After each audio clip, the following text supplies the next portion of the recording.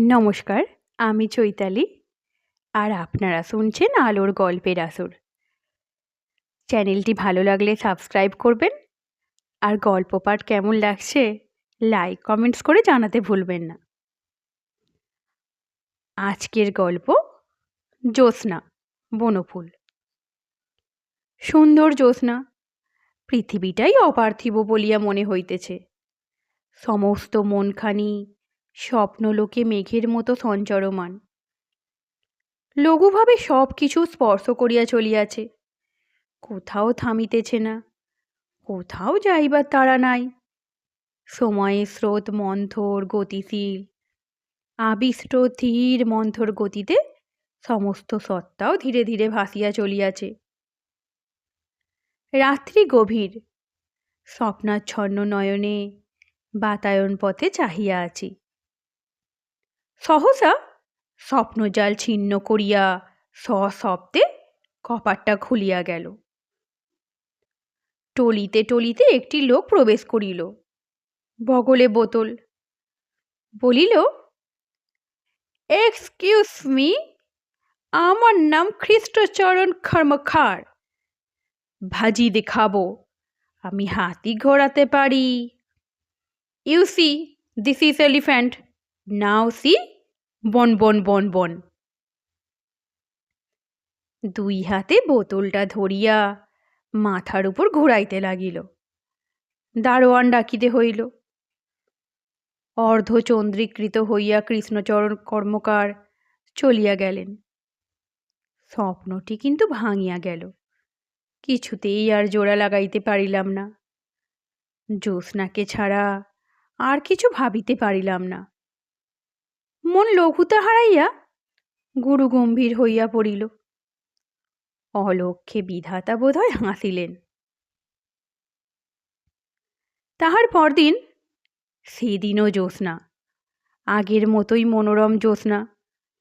আজ দ্বিতলের ঘরে বসিয়াছিলাম এবং পূর্ববৎ বাতায়ন পথে দৃষ্টি প্রসারিত করিয়া দিয়া স্বপ্নাকুল হইয়া উঠিয়াছিলাম।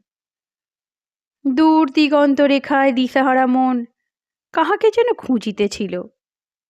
বাস্তব ও স্বপ্নের সীমারেখা ধীরে ধীরে অবলুপ্ত হইতেছিল।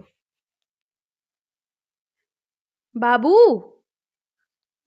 নিচে কে যেন ডাকিল। খ্রিস্টচরণ নয় তো?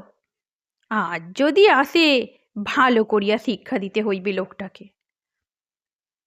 বাবু সাহেব।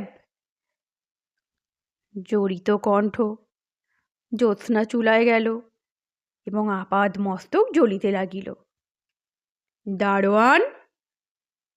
অপর একটি ভৃত্য আসিয়া সংবাদ দিল, দারোয়ান বাজারে গিয়েছে। তাহাকে বলিলাম, দেখে আয় তো নিচে কে ডাকছে। সে চলিয়া গেল এবং ক্ষণ পরে আসিয়া হিন্দিতে যাহা বলিল তাহা এই, একটা লোক বোতল বগলে দাঁড়াইয়া আছে। টলছে? আজ্ঞে হ্যাঁ। ধাক্কা মেরে ফেলে দে বেটাকে। যাহা প্রত্যাশা করিয়াছিলাম একটু পরে তাহাই ঘটিল। গুরুভার পতনের শব্দ ও একটা আর্তনাদ। খ্রিস্টচরণের শিক্ষা হইল ভাবিয়া শান্তি লাভ করিলাম। স্বপ্ন কিন্তু টুটিয়া গেল। আজও বিধাতা হাসিলেন। তৃতীয় রাত্রি। আজও জ্যোৎস্না আকাশ প্লাবিনী। অত্যন্ত বিমর্ষভাবে মাঝে মাঝে তাহা লক্ষ্য করিতেছি। হাজত ঘরের জানালাটি অত্যন্ত ছোট, ভালো করিয়া দেখাও যাইতেছে না।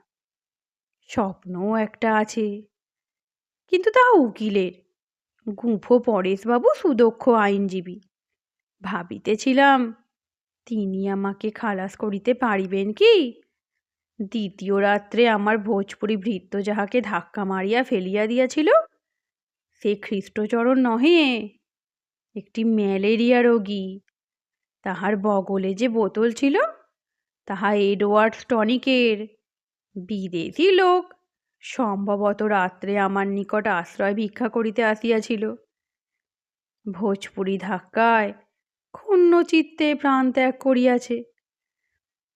এখন পরেশবাবুই একমাত্র ভরসা।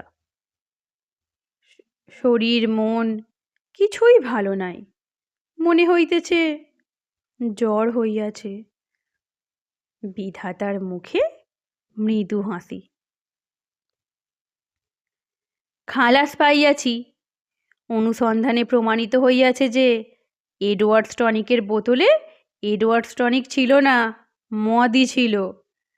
পরেশবাবুও প্রমাণ করিয়াছেন যে লোকটা মদ খাইয়া পড়িয়া গিয়াছিল এবং তাহাতেই তাহার মৃত্যু হইয়াছে।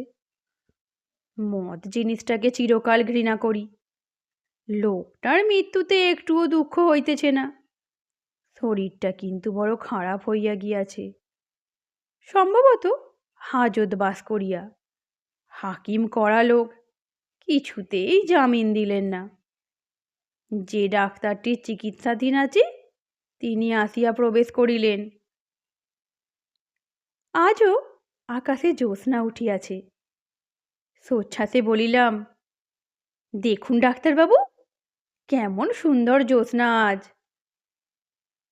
বিস্মিত ডাক্তার বলিলেন, কই, তেমন জ্যোৎস্না তো এখনো ওঠেনি।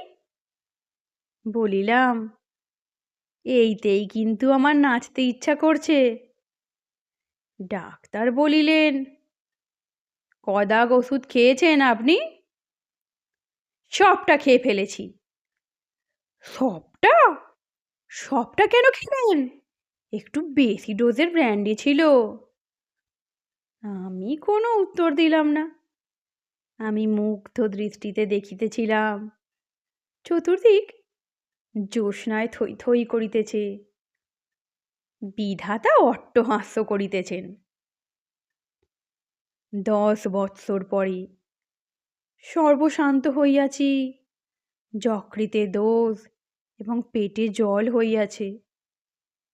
অনুভূতিও আশ্চর্য রকম তীক্ষ্ণতা লাভ করিয়াছে। এখন দিবালোকেও জ্যোৎস্না দেখি। বিধাতা গম্ভীর। আজকের গল্প এই পর্যন্তই। গল্প পাঠ কেমন লাগছে কমেন্টস করে জানাতে ভুলবেন না। ধন্যবাদ।